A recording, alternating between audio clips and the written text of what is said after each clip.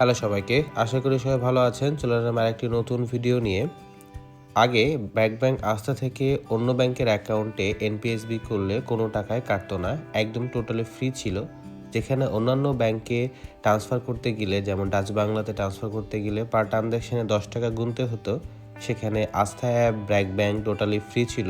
এখন থেকে এনপিএসবির মাধ্যমে টাকা ট্রান্সফার করতে গেলে আপনাদেরও 10 টাকা করে কাটবে।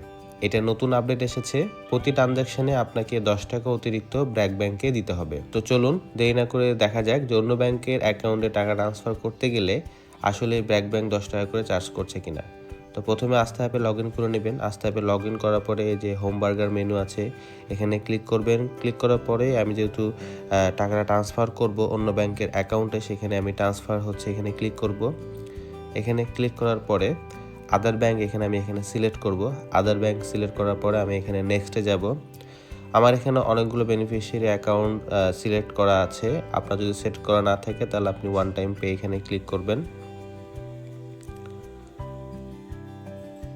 ওয়ান টাইম পেতে ক্লিক করার পরে দেখেন প্রথমে আছে এনপিএসবি ইনস্ট্যান্ট ট্রান্সফার, এখানে সিলেক্ট করাই আছে আমার, এটা সিলেক্ট করা থাকবে। এরপর আপনি কোন অ্যাকাউন্ট থেকে টাকা ট্রান্সফার করতে চাচ্ছেন সেটা সিলেক্ট করবেন।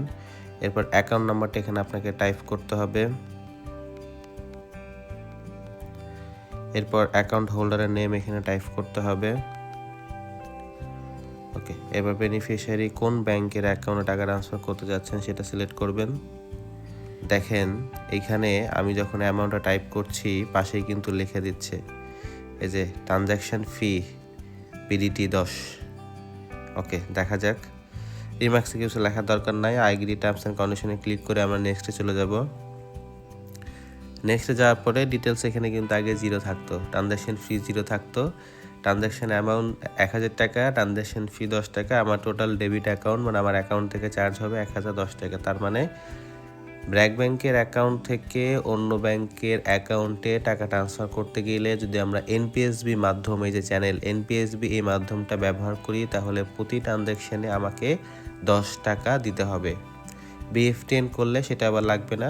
BF10 একটু দেরিতে হয়, মানে দিনেরটা দিনে যায় না, অনেক সময় পরের দিনে চলে যায়, তো ওই জন্য ওটা ফ্রি। যদি ইনস্ট্যান্ট ট্রানজ্যাকশন করতে চাই, আমার খুবই আর্জেন্ট লাগে, দরকার, এখনই টাকা পাঠাতে হবে, সেক্ষেত্রে এনপিএসবির মাধ্যমে ইউজ করলে আমাকে 10 টাকা দিতে হবে। এরপরে আমি কনফার্মে ক্লিক করব। কনফার্মে ক্লিক করার পরে একটা ওটিপি আসবে, ওটিপিটা বসানোর পরে ভেরিফাইতে ক্লিক করলেই হচ্ছে আবার টাকা ট্রান্সফার হয়ে যাবে। আমার অ্যাকাউন্ট থেকে অতিরিক্ত 10 টাকা কেটে নেবে। তো আমার যেহেতু এখন প্রয়োজন নেই টাকা ট্রান্সফার করার, তো আমি এটা কনফার্ম করছি না। আপনাদের কাছে বিষয়টা কেমন লেগেছে যে ব্র্যাক ব্যাংক চার্জ করছে, যেটা আগে চার্জ করতো না, দীর্ঘ অনেক বছর এটা চার্জ করতো না, এখন চার্জ করছে? কমেন্টে অবশ্যই জানাবেন। দেখা হবে পরের ভিডিওতে। সবাই ভালো থাকবেন, ধন্যবাদ।